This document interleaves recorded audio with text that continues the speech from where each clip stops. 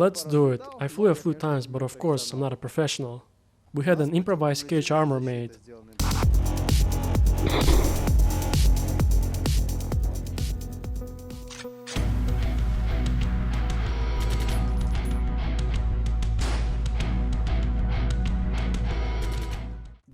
Up until recently, drones were considered a toy, and you played soccer with them, chased dogs, filmed beautiful sceneries, and the list went on. But with the coming of new realities came a new deadly weapon, which is called kamikaze drone, or a killer drone. These killers probably surpass more even artillery, if we're not talking about a barrage of fire, but of precision strike. Because to hit a target from a mortar or from other artillery system like D-30 and others, without satellite guidance is quite hard.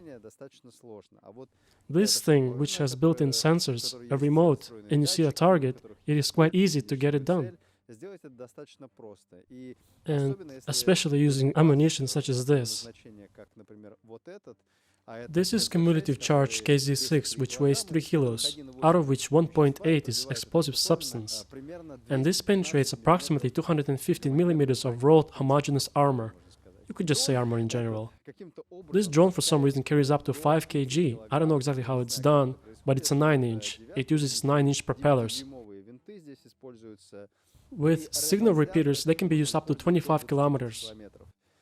The opposing sides have different ways of dealing with them. Some people use anti-drone guns, which are ineffective at the moment because some drones use dynamic waves. They work in different ranges. They can operate at 700 or 900 meters.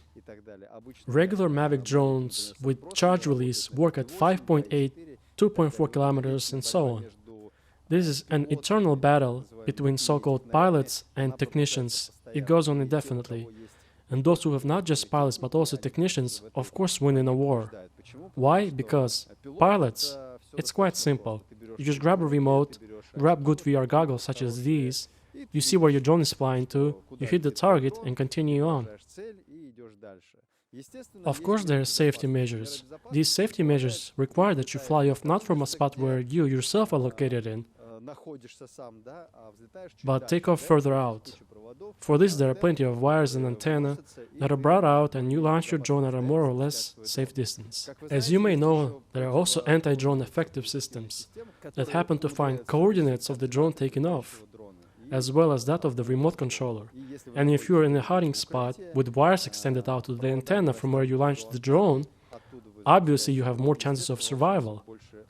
But enough talk. I gotta show you targets and deal with them with the help of KZ-6 and with the help of a 9-inch kamikaze drone. The show Pimp My Ride continues. Today we'll have 3 targets. The first car, which will be tested today, is Lada. The second car is Tavria. You all saw the video, and if you haven't watched it, please do see it, about NLAW, where NLAW missed when I fired. The car reached the range by itself.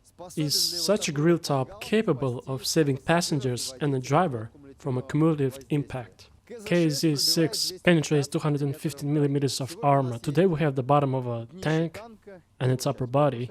We'll try to penetrate it today. This is the third target.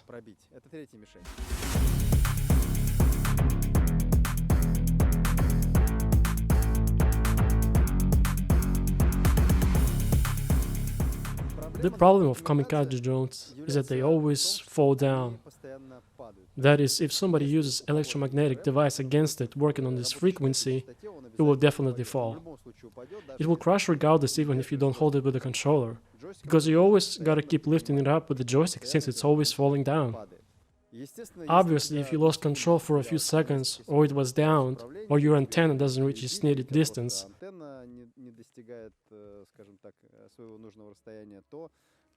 then it would also fall down and you wouldn't even notice it.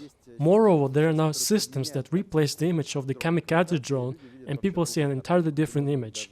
Or maybe someone could hijack your controls and this kamikaze drone could fly into the position from which you sent it out from. I have seen such technology and how massively it's being used now. But nevertheless, what can happen is when you go to the front lines, put on the goggles and can see in them how someone's drone is flying, possibly even towards your position. There are devices that are put in a vehicle in which there is a monitor screen and several images, 8 to 10 images which are broadcasted from that camera sensor. The camera sensor is not actually protected by anything. It is on 5 by 8, I believe. And these screens demonstrate to you all the drones that are flying around. If you don't see your vehicle on it, then drive in peace. But if you do see it, you need to get out of it immediately. As I was saying, it is always falling, and if you've never controlled such a drone, you won't be able to control it right away. That's why for this, there are all kinds of training centers and so on. Obviously, it's way easier to use drones with stabilization, such as Mavics, etc. These are the goggles I have today. There are slots for USB, HDMI, and audio port, that is, you can listen to the sound. You've got everything that you need here.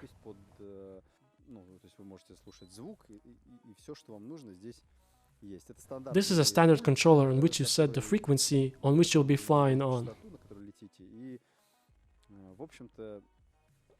From one side, it's quite simple, but if you've never flown it, obviously you wouldn't be able to take off and fly it.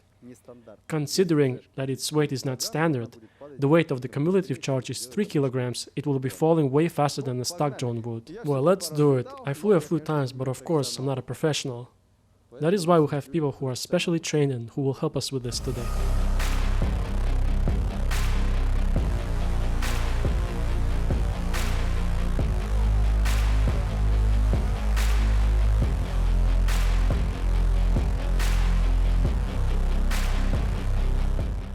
Okay, we'll be testing KZ6 weighing 3 kg with 1.8 kg of explosive substance on a car. We've got the 9-inch drone. We shall try to hit the front part where the engine is at. Perhaps someone inside will survive, that is, we'll judge by fragments. Let's go.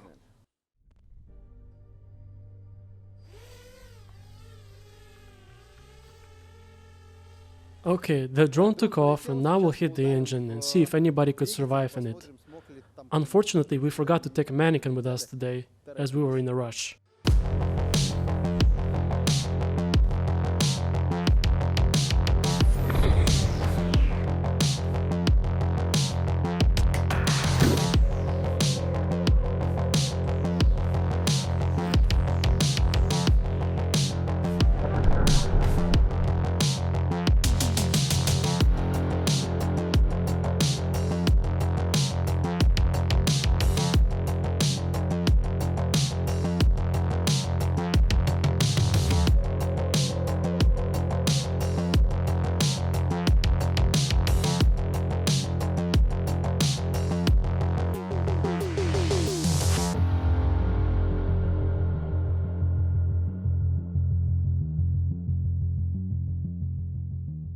Well, we've missed the engine.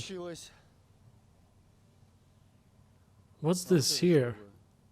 Some parts flew out here. What the hell? By the way, there was almost a cage armor that stood on top of it, for lovers of mountaineering. Look at what happens to a car that's hit by KZ6 with the help of a 9-inch drone. Well, what can I even say here? As in Yaralash, this is it. It's unlikely somebody could have survived in it because it was torn apart and... yeah, I have no more words. Yeah. We didn't hit the engine itself because the projectile is very heavy. And it ain't that easy to just have it accelerate as is and hit it, but we've hit the roof and that's enough for the crew of this combat vehicle to cease its existence. I think everything is quite clear here. Everything was completely torn apart on the inside. And yeah, actually the steering wheel here, although it turned black, doesn't look quite so bad. Some fox skin there. Look, all of it is in shrapnel inside. Secondary fragments primarily. There's a shard in the steering wheel.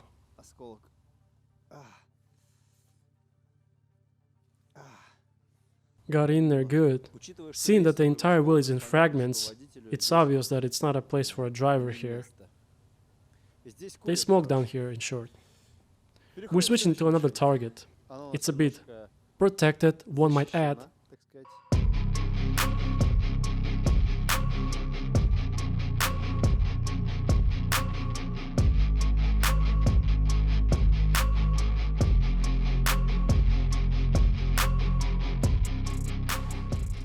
We've added bar armor to Tavria.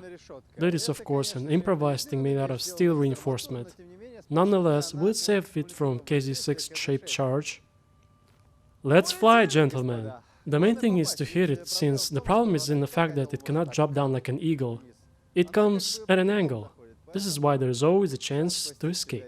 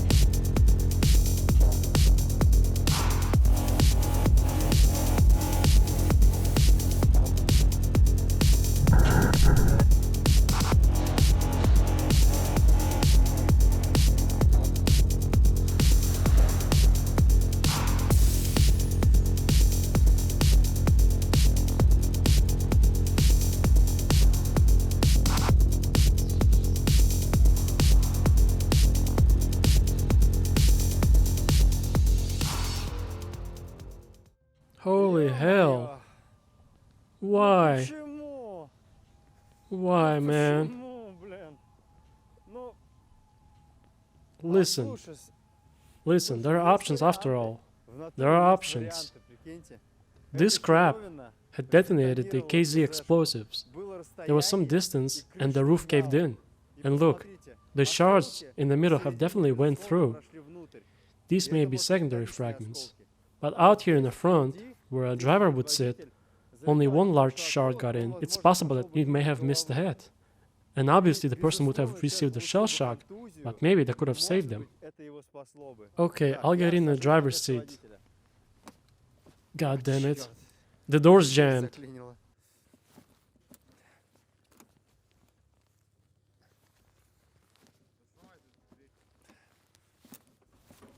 Break it? Alright, I'll come through the passenger door.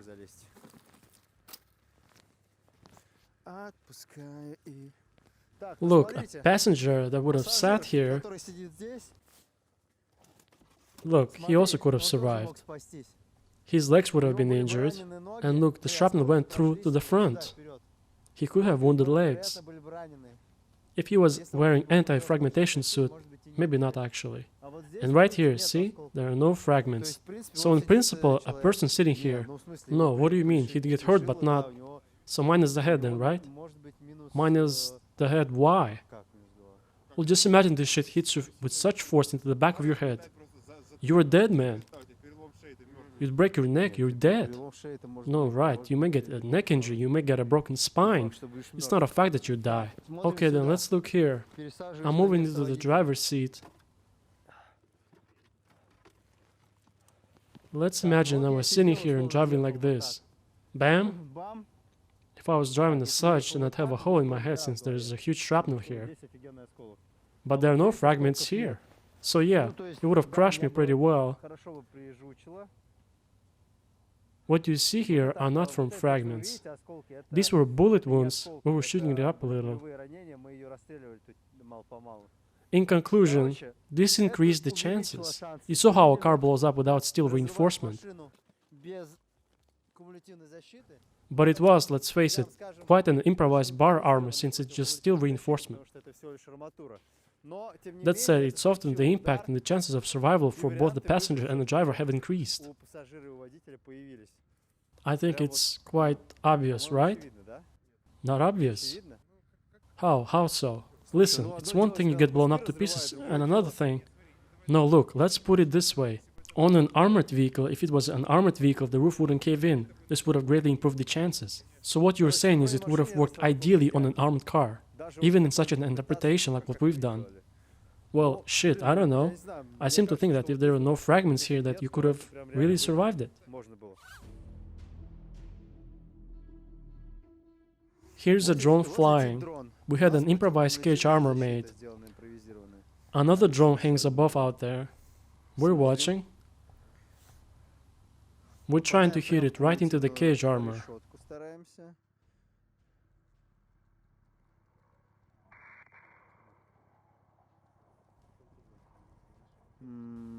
Yeah, not so sure there. Write in the comments if there was a chance. I think that there was, because we also detonate grenades frequently 1 meter away. Obviously, it was 10 times more powerful here. But even the roof stopped some of the shards.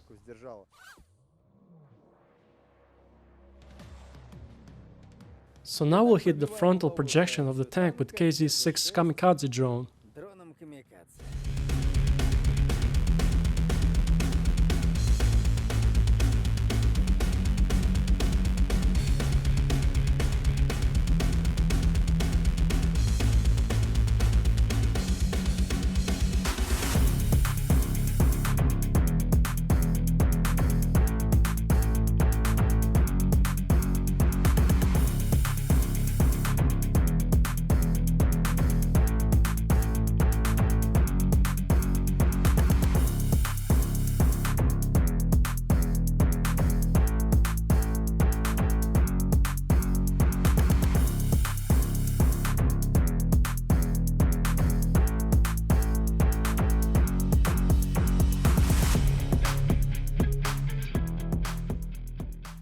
No penetration.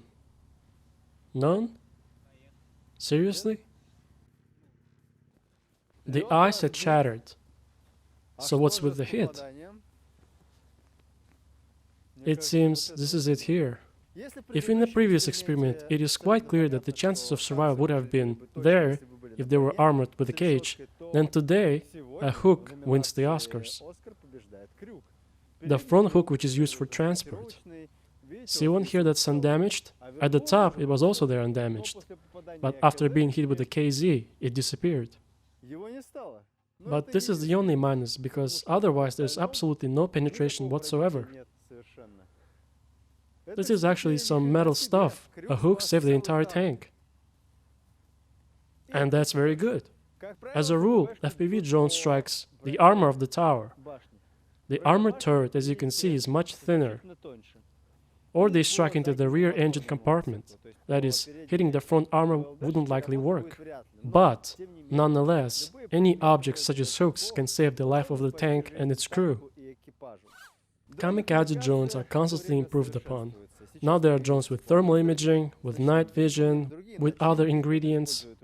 Some are already using them with uranium content, which obviously completely penetrates the tank. So write in the comments what ingredients, what other means of combating drones you would offer us, and we would surely test it out.